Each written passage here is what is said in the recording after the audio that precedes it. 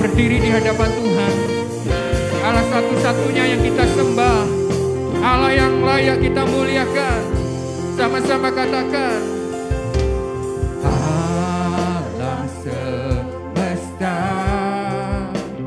melukiskan kebesaran Tuhan. Bumi dan surga menyajikan kemuliaan. Hosana,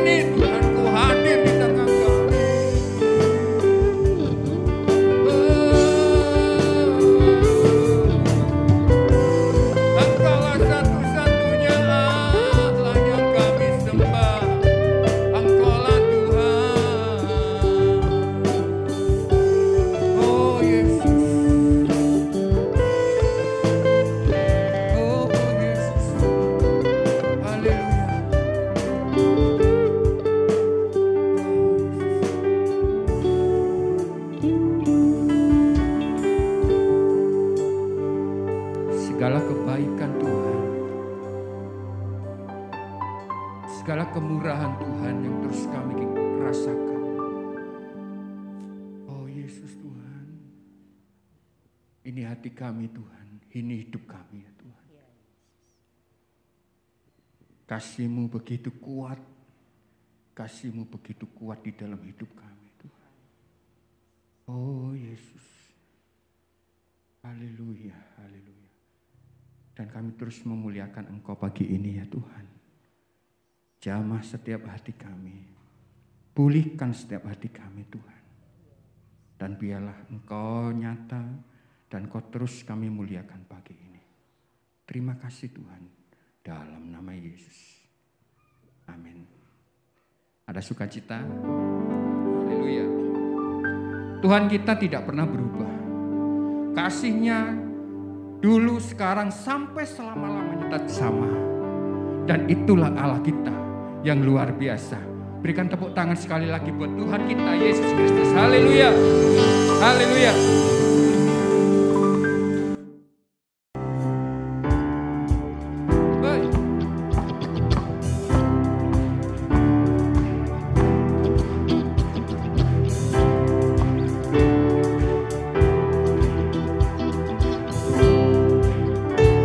Sama-sama katakan, kasih yang begitu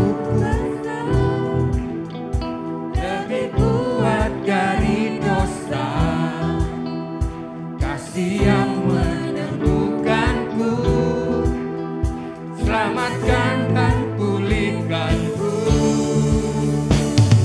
tunaikan syukurku, ku tak akan berhenti memuji meninggikan nama-Mu selalu, bebaskan, dibangkitkan hidup dan ini hanya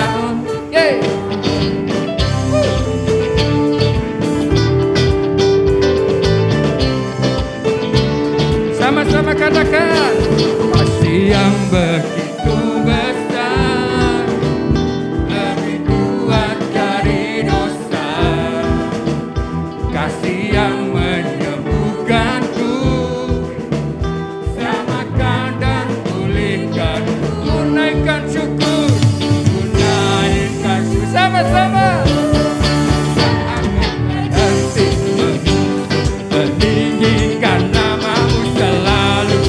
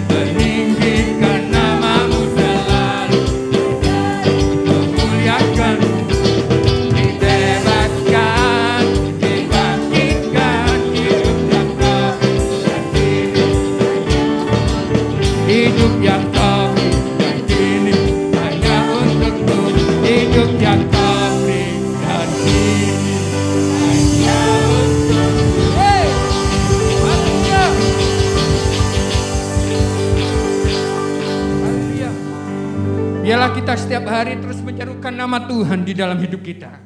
Apapun yang kita kerjakan, hanya nama Tuhan yang kita muliakan. Haleluya.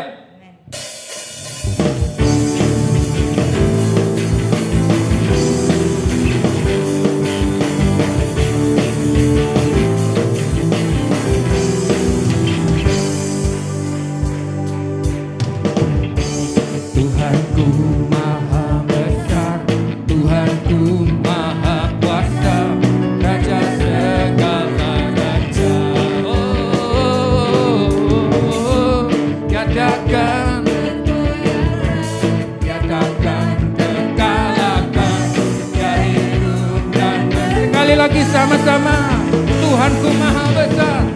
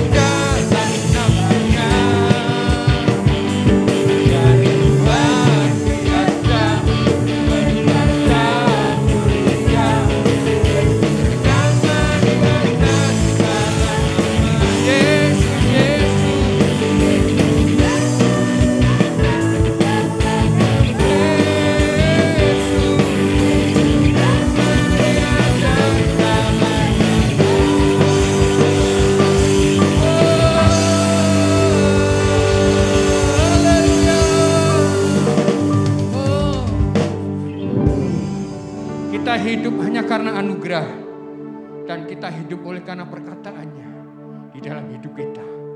Haleluya. Ku yakin saat kau berfirman, ku menang saat kau bertindak. Hidupku hanya ditentukan oleh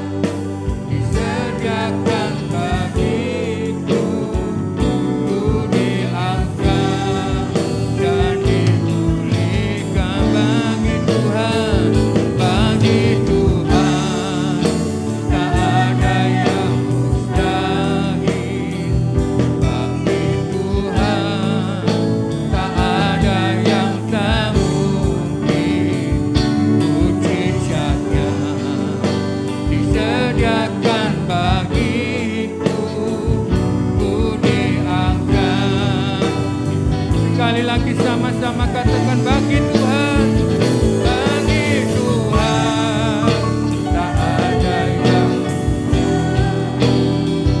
bagi Tuhan tak ada yang tak mungkin. Mujizatnya disediakan bagiku, ku diangkat dan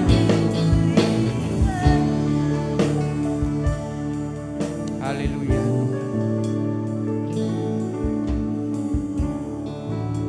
Engkau lebih berkuasa dari apapun juga ya Tuhan. Engkau lebih dahsyat dari segala apapun yang dahsyat. Sebab Engkau Allah yang bertahta di atas segala-galanya.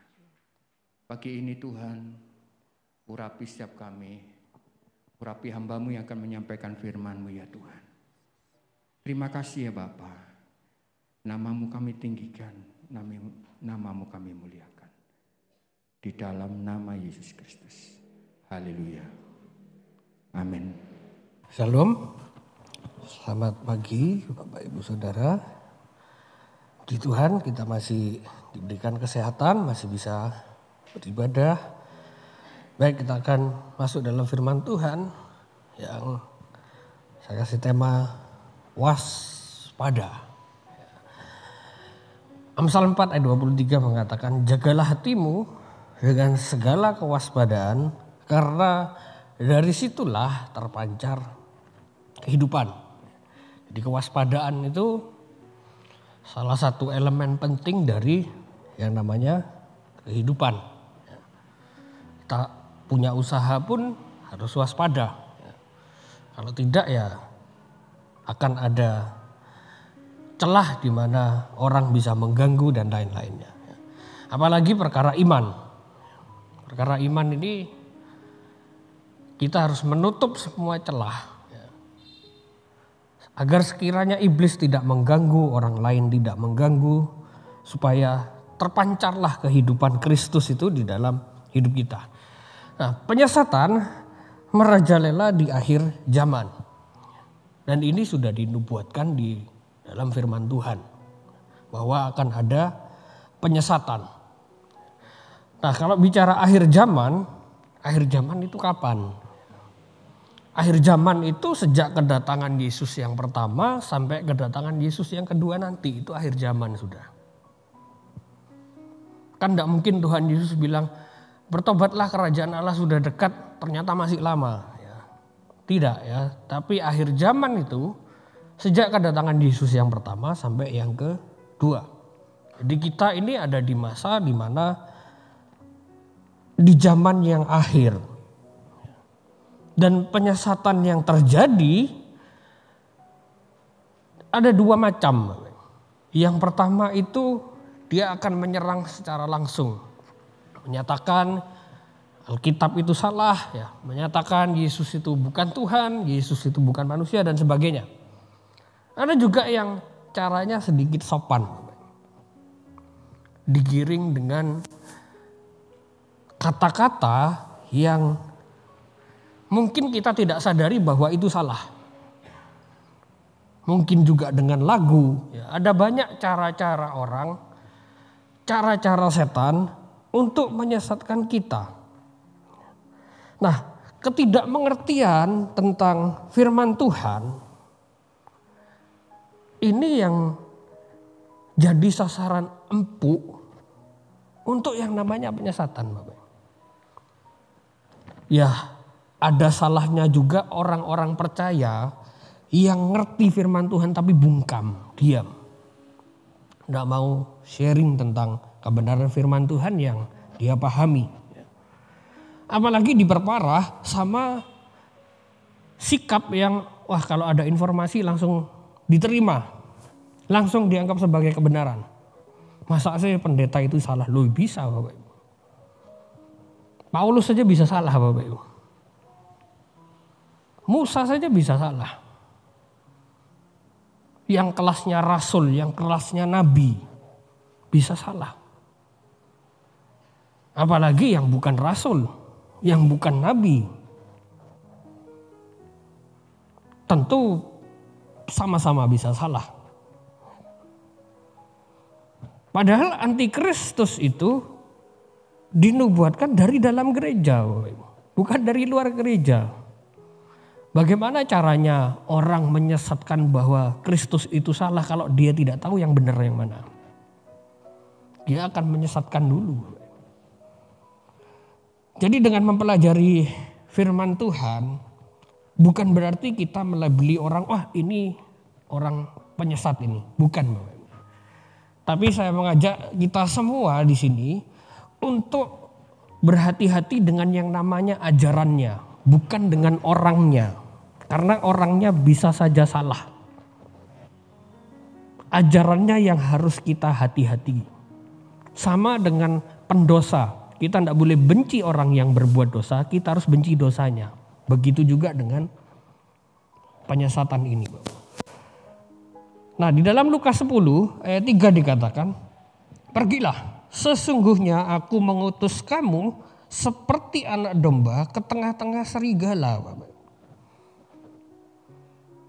Anak domba ini kalau dilihat bahasa aslinya itu adalah bisa diterjemahkan sebagai daging. Jadi daging domba. Atau bisa diterjemahkan ya benar anak domba ini. Artinya anak domba ini tidak berdaya. Dombanya aja tidak berdaya di tengah-tengah serigala. Apalagi anak dombanya. Jadi kita orang Kristen, orang percaya diutus di tengah-tengah orang yang siap menerkam kita. Salah satunya dengan ajaran-ajaran itu. Nah, orang percaya ini diutus seperti domba-domba. Jadi dombanya itu tidak sendirian. Jamak. Jadi kita ini harus bersama-sama. Bukan sendiri-sendiri. Domba-domba harusnya. Ke tengah serigala-serigala. Serigalanya banyak juga. Lebih banyak lagi daripada dombanya. Jadi kehidupan orang Kristen mau tidak mau harus berkomunitas Bapak Ibu. Tidak bisa hidup sendiri. Pasti tumbang. Diterkam serigala. Karena ada banyaknya serigala, bahkan ada serigala berbulu domba, ya antikris itu. Ya kan? Cara menyerangnya pun dengan cara yang macam-macam, cara-cara yang kreatif Bapak Ibu. Ada banyak cara menyesatkan orang Kristen yang tujuannya menyesatkan orang percaya supaya tidak percaya yang namanya Alkitab. Atau salah memahami Alkitab. Sama saja. Jadi penyesatan itu bukan cuma menolak Alkitab. Tapi salah memahami Alkitab sebenarnya sudah masuk. Ya walaupun bisa diperbaiki. Tapi kalau kita kasih celah itu, kita yang akan bingung dan kepentok. Ternyata Alkitab salah. Macam-macam caranya Bapak Ibu. Bapak Ibu tahu lagu King Kong badannya besar? Jangan dikira lagu itu tidak salah. Salah besar. King Kong badannya besar ya. Tapi aneh kakinya pendek. Lebih aneh binatang bebek. Dari zaman Adam bebek itu tidak aneh Bapak Ibu. Tidak ada yang aneh dengan bebek. Anak-anak berusaha digiring dengan lagu-lagu yang tidak masuk akal. Membuat orang bertanya-tanya, bebek kok tidak masuk akal? Kok aneh ya? Benar ditelusuri Bapak Ibu. Oh iya, percaya teori Darwin. Aneh memang bebek. Ini yang payah Bapak Ibu. Yang seperti ini yang harus kita jaga. Kita lawan, kita bentengi iman kita. Dan harus bersama-sama kita menghadapi itu. Tidak bisa sendirian. Contoh, kita dengar siaran di media sosial, di YouTube. Terus kita ragu. Apa yang disampaikan di media sosial itu benar apa enggak ya? Kita enggak mau tanya, sudah tahu ragu enggak mau tanya Bapak. Ini sama dengan kita mengutus diri kita sendiri ke tengah-tengah serigala Bapak. Sama aja. Harusnya tanya. Itulah kehidupan Kristen yang sejati. Berkomunitas Bapak. Enggak bisa sendirian. Makanya kita harus bersama-sama. Nah, ajaran adalah salah satu dari sekian banyak cara untuk menyesatkan orang percaya. Jadi hanya salah satu saja. Ada banyak, ada lagu dan lain-lain yang sudah tadi saya sebutkan. Perlu diingat, menyesatkan juga berarti salah paham dengan yang namanya firman Tuhan. Terutama anak-anak Bapak Ibu Saudara harus diperlengkapi dengan firman Tuhan. Jadi orang tua itu punya tanggung jawab memperlengkapi firman Tuhan. Tanggung jawabnya bukan di gereja. Gereja membantu, bekerja sama dengan orang tua. Jadi orang tua tidak hanya memelihara, membesarkan, mendidik. Tapi juga punya tanggung jawab bahwa harus ada pengetahuan firman Tuhan yang diselesaikan. Karena kata Bapak yang lalu saya sampaikan itu sebagai sumber ya, sumber pengetahuan akan firman Tuhan juga. Kalau sejak kecil sudah kuat imannya di dalam Tuhan, percayalah besarnya dia walaupun pernah nakal bisa kembali Bapak. Namun jangan khawatir, kalau kita tidak bisa ngajar, tidak bisa banyak paham tentang firman Tuhan. Kan tadi disebutkan domba-domba itu banyak Bapak Ibu. Jadi kalau memang kita merasa pengetahuannya terbatas, dukung anak-anak itu datang ke gereja. Jangan tidak didukung Bapak Ibu. Dukung untuk ikut komsel dan lain-lainnya. Ingat gereja hanya membantu, bukan tanggung jawab gereja. Nah, apa yang harus kita lakukan? Yang pertama adalah kritisi yang namanya seluruh ajarannya. Biasanya seseorang itu menyampaikan ajarannya, khotbahnya berdasarkan apa yang dia pelajari sebelumnya dan harus saling berkaitan Bapak. Makanya Alkitab ini kenapa tidak ada pertentangan antara satu ayat dengan ayat yang lainnya? Karena seluruh ajarannya saling berpegangan erat Bapak Ibu. Jadi tidak ada pertentangan di antaranya. Makanya kalau mau ngecek sebenarnya kira-kira yang disampaikan orang ini benar atau enggak, ceklah pada firman Tuhan. Itu sebagai tolak ukur Bapak. Nah, orang Kristen ini butuh sikap kritis. Jadi kalau jadi orang Kristen kurang kritis, kita sendiri yang rugi. Bersyukur ya, secara keilmuan Kristen ini satu-satunya agama yang punya namanya bidang ilmu textual criticism. Jadi teks itu dikritisi benar-benar, dihabisi. Per kata itu ditelaah. Kata ini asalnya dari mana, pengertian orang itu zaman dulu pengertiannya apa. Hanya satu, Alkitab ini yang punya itu. Yang lainnya tidak berani. Apalagi mereka cuma pakai satu bahasa. Tidak akan berani yang namanya textual criticism. Cuma Kristen yang berani. Diperbandingkan. Oh, teks yang kalau dulu itu kan ditulis tangan ya, tidak ada mesin fotokopi. Dibandingkan terjemahan ini dengan terjemahan ini. Mana yang salah terjemahannya, mana salinannya yang salinannya yang salah. Itu cuma ada di Kristen Bapak Ibu. Sastranya panjang Bapak Ibu, kalau mau bicara soal itu panjang sekali. Jadi bagi kita perhatikan setiap kalimatnya, biasanya suatu ajaran sesat. Tidak semua kalimatnya salah. Cukup satu kalimat saja salah bisa berdampak fatal. Saya kasih contoh. Ketika Hawa dicobai ular, di Kejadian 3 ayat 4 dan 5 dikatakan, tetapi ular itu berkata kepada perempuan itu, sekali-kali kamu tidak akan mati. Dan seterusnya. Jadi ada 4 kalimat yang diucapkan iblis. Mana yang benar, mana yang salah. Kalimat pertama, sekali-kali kamu tidak akan mati. Benar enggak? Benar. Betul loh. Enggak mati Hawa. Kalau itu mau ditafsirkan secara rohani ya silakan. Benarlah separuh. Ya. Tapi saya yakin ini mati bukan mati secara rohani. Mati secara fisik. Ini mati secara fisik Bapak. Benar. Kalimat kedua, tetapi Allah mengetahui bahwa pada waktu kamu memakannya, matamu akan terbuka. Betul dah ini? Betul. Terbuka. Nah ini baru makna rohani. Kalimat ketiga, dan kamu akan menjadi seperti Allah. Betul dah ini Bapak? Salah. Ini yang salah. Kalimat keempat, tahu tentang yang baik dan yang jahat. Betul. Perhatikan ya, dari 4 kalimat, 1 salah. Seluruh dunia berdosa. Hanya gara-gara 1 kalimat Bapak Ibu. Dan kamu akan menjadi seperti Allah. Loh ini salah, kenapa? Loh Hawa sudah diciptakan segambar dan serupa dengan Allah. Kok dibilang kamu akan jadi seperti Allah? Berarti belum seperti Allah. Simple Bapak Ibu, iblis bohongnya. 1 kalimat saja, rusaklah semua. Seluruh dunia ini.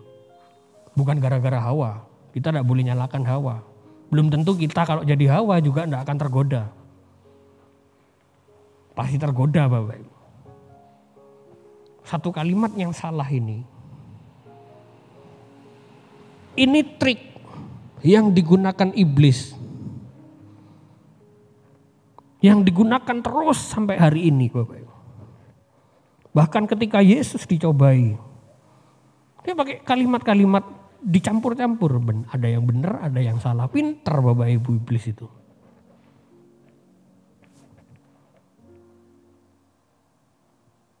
Kita harus bergantung sama Tuhan Bapak Ibu. Dan jangan tertipu dengan yang namanya karisma orang yang berbicara. Jangan dibutakan hanya oleh karena sosoknya ini karismatik. Sosoknya ini fenomenal, terkenal, ternama. Lalu melupakan kebenaran di balik ajarannya. Ini bahaya. Bahaya sekali. Wah sudah ratusan kali khotbah.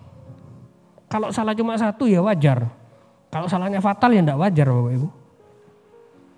Menyatakan Yesus bukan Tuhan itu enggak wajar Bapak Ibu. 1 kan salah. Lah itu tadi setan itu. Yang menggoda Hawa. 1 salah. Tidak wajar Bapak Ibu. Jadi kebenaran itu harus hasil dari inspirasi Roh Kudus Bapak Ibu. Bukan karena siapa sosoknya yang menulis Bapak Ibu. Makanya ada beredar. Sekarang ini ada Injil Thomas, Injil Yudas.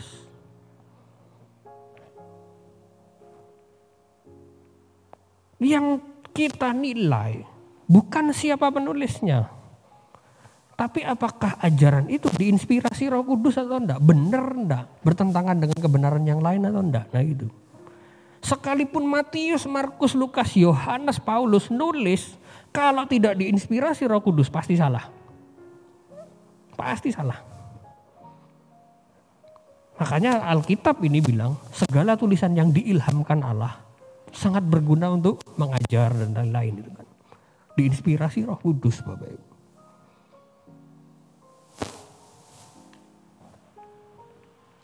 Makanya jangan kita tertipu hanya karena sosoknya yang karismatik.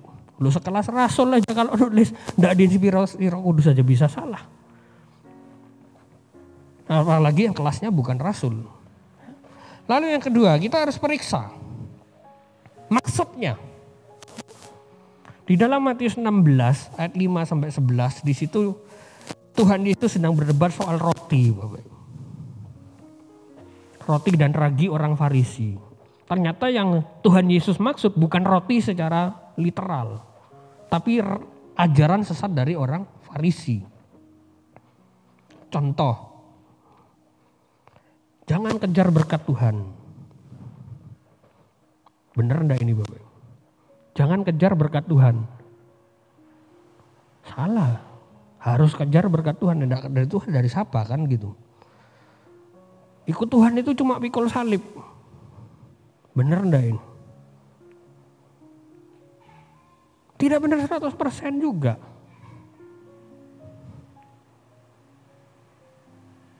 Karena ada bagian-bagian salib yang tidak bisa kita pikul. Apa itu? Keselamatan Bapak Ibu. Oh, perpuluhan itu tidak berlaku di masa perjanjian baru. Kita harus kasih 100%. Betul enggak ajaran ini? Ayat mana Bapak Ibu? Tidak ada toh. Kalau orang berani ngajar ini, benar enggak dia ngasih 100%? Saya yakin tidak mungkin. Lah buat makan, buat dan lainnya, kan tidak mungkin 100%. Jadi hati-hati Bapak Ibu dengan yang namanya ajaran. Perpuluhan itu kan sudah Tuhan tetapkan sejak perjanjian lama. Kenapa perjanjian baru tidak disinggung? Karena perjanjian lama sudah tertib. Jadi tidak perlu ditegur, kan aneh. Orang tertib lalu lintas, ditegur, kamu harus taat lalu. Loh, saya sudah taat, ngapain Tuhan tegur lagi kalau sudah taat? Ya toh. Contoh lagi. Nah ini saya punya teori. Jangan dianggap kebenaran ya Bapak. Soal Lucifer. Yang kita tahu Lucifer itu mungkin dia pemimpin malaikat-malaikat. Jatuh ketika dia mau sombong. Ayatnya mana? Mana ada? Nggak ada Bapak. Cari di terjemahan bahasa Indonesia, kata Lucifer, enggak ada juga. Enggak ada toh. Ada yang bilang, oh Lucifer itu WL di gereja. WL di gereja, di surga, bukan di gereja. WL di gereja Om Win tadi ya. WL di surga. Oh badannya kayak alat musik. Jadi kakinya itu ada bass drumnya, tangannya kayak piano, tangan yang kiri kayak gitar. Jadi aneh Bapak Ibu. Ini malaikat apa robot dia kan. Dia sosok yang sangat indah. Kepengen seperti Tuhan. Ayatnya mana? Ya kan. Saya punya teori gini. Tidak benar itu. Alkitab tidak pernah mengatakan Lucifer jatuh gara-gara sombong. Ini teori ya. Loh kenapa? Loh enggak ada ayatnya. Satu-satunya ayat yang bicara soal kejatuhan malaikat cuma Yudas 1 ayat 6. Melanggar batas-batas kekuasaan. Dikasih kekuasaan sekian dia langgar. Diperkuat sama ayat mana? Yohanes 8 ayat 44. Bapak segala pendusta. Bagi saya, bagi teori saya, iblis itu jatuh kapan? Ketika dia mencobai Hawa. Bukan sebelum itu. Ini teori. Ya. Loh kenapa bisa gitu? Taman Eden, Taman Allah. Mungkinkah iblis masuk ke Taman Allah? Tidak mungkin toh. Tidak mungkin bagi saya. Loh kenapa? Ceritanya Ayub. Waktu iblis mencobai Ayub, iblis ketemu kan sama Tuhan, ngobrol sama Tuhan. Sama Tuhan ditanya, iblis dari mana kamu? Dari keliling menjelajahi bumi. Pertanyaannya, percakapan itu terjadi di mana? Saya yakin itu di surga. Tidak mungkin Tuhan meninggalkan tahtanya, Bapak Ibu. Wong ada malaikat-malaikat juga yang sama menghadap, Bu. Bersama-sama dengan iblis. Nah, kitab Ayub itu kan ditulis setelah kejadiannya terjadi. Makanya si penulis Ayub bilang itu iblis. Tapi pada saat itu belum jadi iblis. Jatuhnya kapan? Ketika Tuhan bilang, kamu sudah mencobai Ayub, sudah, ya udah, itu salahmu gitu. Ini teori ya, Bapak. Jangan dianggap sebagai kebenaran. Karena saya masih cari di Alkitab. Makanya saya tidak mau percaya teori-teori yang menyatakan Lucifer itu BL dan lain-lain lah. Bahaya, Bapak Ibu. Kenapa? Kalau kita tidak tahu siapa musuh kita kan berperang bukan melawan darah dan daging, tapi lawan apa? Roh-roh penghulu di udara. Kita tidak tahu siapa musuh kita. Kita tidak tahu apa strateginya. Kita tidak tahu kenapa dia jatuh dulu. Sun Tzu bilang, ahli perang, kalau kamu tidak tahu siapa lawanmu, buyar. Buyar, Bapak. Ini teori. Ya. Lalu yang ketiga, ya, periksa dampaknya atau implikasinya. Suatu ajaran bisa dikatakan benar ketika ajaran itu tidak bertentangan dengan ajaran di bagian lain. Ada seorang teman saya, dia pengagum berat salah seorang pendeta di luar negeri. Buku-bukunya dia punya banyak. Tiap kali kuliah dia mesti sampaikan, bapak ini ngomong gini, bapak ini ngomong gini. Nggak lihat apa yang dia buat. Mengizinkan LGBT, mengizinkan perceraian, Bapak Ibu. Dari ajarannya. Nah ini loh yang harus kita cek. Buahnya. Tuhan bilang, kamu bisa mengenal mereka dari buahnya. Dampaknya. Contoh. Bapak Ibu tahu kisahnya Yunus di perut ikan? Tahu pasti ya? Bener enggak itu terjadi, Bapak Ibu? Bener, di Alkitab ada. Ya, memang di Alkitab ada, Bapak Ibu. Pertanyaannya gini.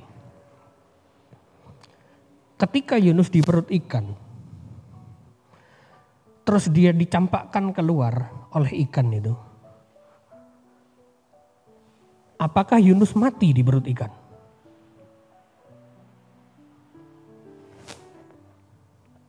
Dulu saya pahamnya Yunus tidak mati dulu. Loh kok bisa? Yunus harus mati, Bapak Ibu. Kalau Yunus tidak mati, kita mati masuk neraka semua, Bapak Ibu. Percayalah. Yunus ini sosok sentral dalam kematiannya Yesus. Kok bisa? Ya. Matius 12 ayat 40, ini kuncinya. Sebab seperti Yunus tinggal dalam perut ikan 3 hari 3 malam. Demikian juga anak manusia akan tinggal di dalam rahim bumi 3 hari 3 malam. Berarti, ini Yesus sendiri yang bilang ya. Ini kan soal kematian Yesus, Bapak. Yesus bilang, kalau aku tinggal di perut bumi, pertanyaannya Yesus mati enggak? Mati. Kalau Yesus mati, Yunus harus mati. Kalau Yunus enggak mati, maka Yesus enggak mati. Kan itu konsekuensinya. Logis kan? Sama kan? Aneh kalau Yunus enggak mati, Bapak. Yunus enggak mati, berarti Yesus pura-pura mati itu di kayu salib. Sedangkan kan tidak mungkin, Bapak. Nggak mungkin Yesus pura-pura mati di atas kayu salib. Dia harus mati. Dan harus bangkit. Loh kok aneh? Yunus itu mati. Loh apanya yang aneh? Tadi kita nyanyi bagi Tuhan tak ada yang mustahil. Tidak ada yang mustahil bagi Tuhan cuma menghidupkan Yunus. Mudah. Semudah membalikkan tangan. Jadi yang seperti ini nih Bapak Ibu. Yang kita tidak boleh lengah. Ini kan saya berangkat dari serangan-serangan orang itu Bapak. Oh Yunus tidak mati. Bilang gitu Bapak Ibu. Berarti Yesus juga tidak mati ini ayatnya. Ngomong gitu Bapak Ibu. Loh siapa yang paham Yunus itu tidak mati? Ya ini yang salah. Yunus itu pasti mati. Oh pernah ada kejadian namanya James Bartley. Dia punya kisah yang sama. Ditelan ikan paus. Hidup itu ada kejadiannya Bapak Ibu. Dicatat.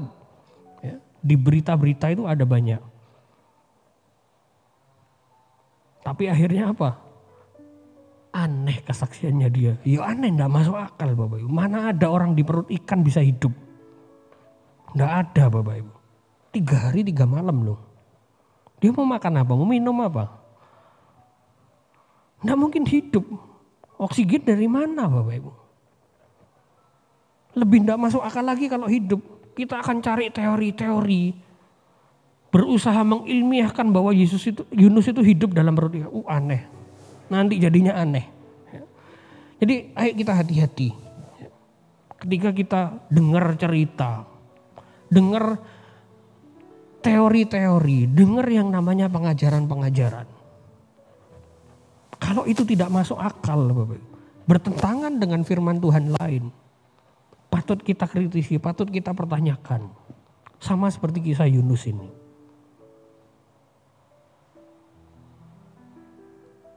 Kita percaya Yunus mati, Yesus mati. Ya Yunus harus mati, ini konsekuensi logisnya. Periksa buahnya dan aplikasinya. Seperti yang tadi sudah saya sampaikan. Apa yang dibuat oleh orang yang menyampaikan itu yang harus kita periksa. Charles Spurgeon mengatakan, let the Bible be your illumination and you shall more wise than Plato. Plato ini seorang filosof. Filosof itu dikenal dengan kebijaksanaannya. Tapi kalau Alkitab itu menginspirasi kita, kita jauh lebih bijak daripada Plato. Why not? Walaupun Plato ini hidup 500 tahun sebelum Yesus kan.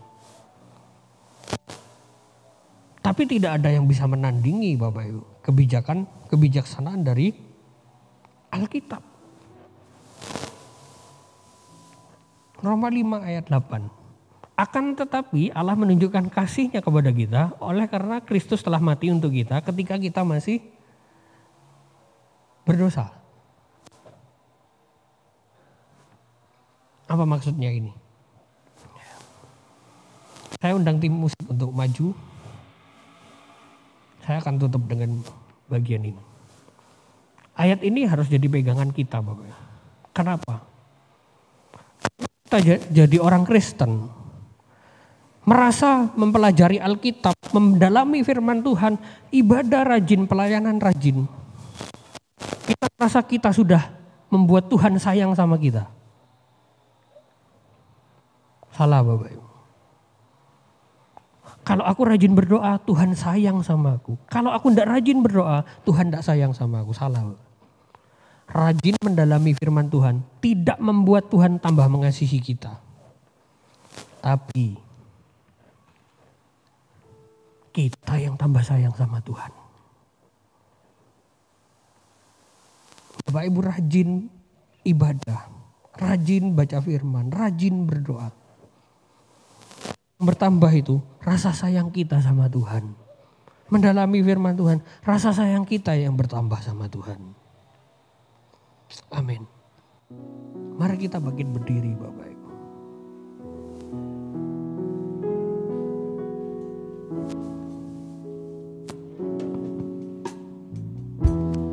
Engkaulah perisaiku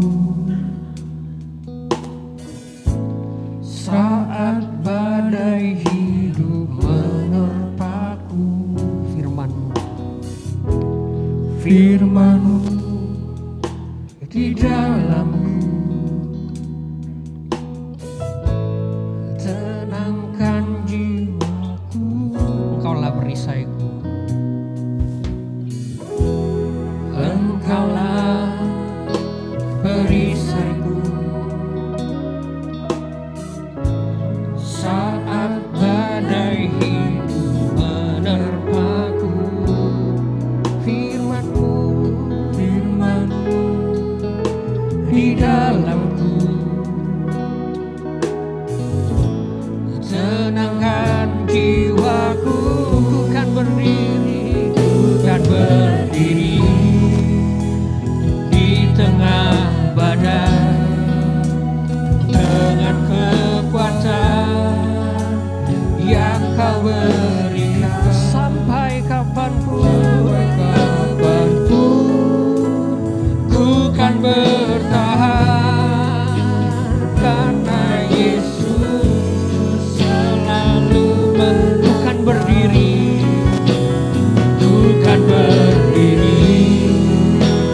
di tengah badai dengan kekuatan yang Kau berikan.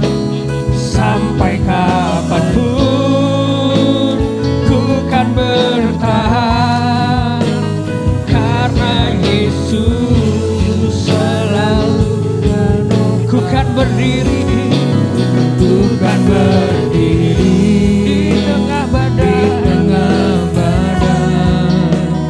dengan kekuatan yang Kau berikan. Sampai kapanpun ku kan bertahan, karena sekali lagi ku kan berdiri di tengah badai. Ku kan berdiri di tengah badai dengan kekuatan. Kami percaya kuasa firman-Mu Tuhan. Sampai kapanpun ku kan bertahan, karena Yesus selalu sampai kapanpun ku kan bertahan. Sampai kapanpun ku kan bertahan. Sampai kapanpun Tuhan,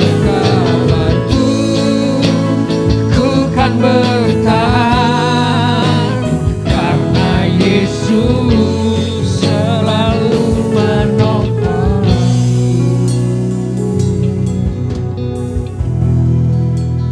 Kau bawa hati kami terus Tuhan, untuk mengenal Engkau dengan benar ya Bapa.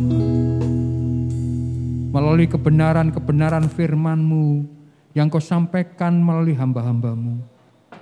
Juga Roh Kudus menuntun kami saat-saat kami belajar tentang Engkau ya Bapa. Dan hari ini terus Engkau tuntun hati dan pikiran kami Tuhan. Biarlah kami terus memahami diri-Mu melalui persekutuan hidup kami dengan Engkau ya Tuhan. Biar hidup kami tidak terombang-ambing oleh pengajaran-pengajaran yang sesat. Ya, Tuhan. Tetapi Engkau bawa hidup kami mengenal Tuhan secara pribadi. Kami boleh mengenal yang benar dan kami boleh mengenali diri-Mu ya Tuhan di dalam hidup kami ya Bapa. Sebab itu biarlah Roh Kudus terus menuntun kami untuk kami terus belajar tentang diri-Mu ya Bapa. Berkati hamba-Mu yang sudah menyampaikan firman-Mu. Biarlah nama-Mu saja yang kami muliakan dan kami tinggikan. Terima kasih Bapa, dalam nama Yesus Kristus. Amin. Amin. Sebelum kita tutup, saya ingin menyampaikan sedikit hal yang perlu. Kita tahu bahwa virus corona ini masih merajalela, walaupun menurut berita bahwa Probolinggo ini sudah banyak yang orange, ya. Artinya mendekati aman gitu. Tapi kita harus tetap jaga protokol kesehatan agar kita jangan jadi penyebar gitu ya. Pakai masker walaupun kita merasa oh saya sehat gitu.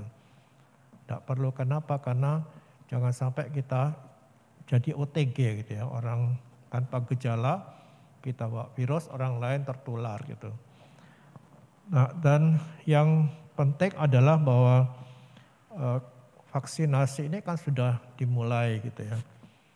Kita tidak tahu kapan kita divaksin gitu. Entah sampai mungkin tahun depan mungkin, kita tidak tahu. Nah, ada berita yang beredar bahwa orang Kristen tidak usah divaksin. Kenapa? Karena itu berhubungan dengan antikris katanya. Ada yang bilang bahwa nanti vaksin itu akan memasukkan chip di dalam kita. Bagaimana mungkin gitu ya? Bagaimana mungkin chip ini masuk lewat cairan gitu? Tidak mungkin. Ya, jadi jangan takut kalau memang perlu divaksin, nanti kita akan menyediakan diri, ya, jangan menolak gitu ya. Itu yang ingin saya sampaikan agar kita jangan ikut-ikutan gitu ya, berita hoak yang tidak jelas. Mari kita mengucapkan berkat bagi negeri ini. Di dalam nama Tuhan Yesus Kristus, turunlah berkat atas Indonesia. Diberkatilah para pemimpin dari presiden sampai pemerintah di daerah-daerah.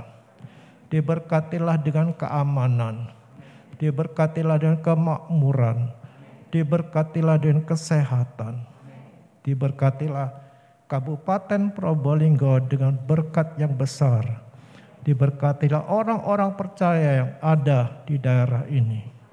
Di dalam nama Tuhan Yesus Kristus, turun berkat itu. Bapa kami di surga, dikuduskanlah nama-Mu. Datanglah kerajaan. Jadilah kehendak-Mu di bumi seperti di surga. Berikanlah kami pada hari ini makan kami yang secukupnya, dan ampunilah kami kesalahan kami, seperti kami juga mengampuni orang bersalah kepada kami.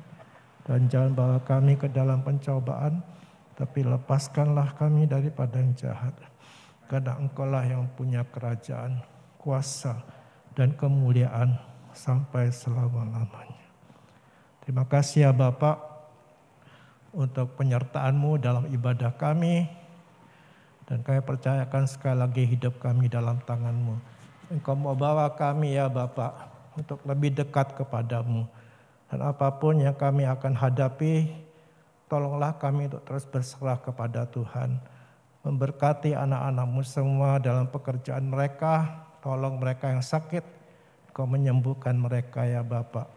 Terima kasih Tuhan, lindungilah kami semua dari semua yang jahat ya Bapak. Kau bersama dengan kami kemanapun kami pergi, dan Kau menjadikan kami berkat bagi banyak orang. Segala hormat bagi Engkau. Terima kasih ya Tuhan. Jemaat yang dikasihi Tuhan, turunlah atas-Mu semua berkat dari Allah Bapa itu. Kiranya melimpah apa yang baik dari tangan-Nya. Dan Yesus Kristus memberkati engkau dengan damai sejahtera-Nya. Dan Roh Kudus menuntun saudara semua untuk menjadi berkat dimanapun engkau ada. Dalam nama Tuhan Yesus. Amin.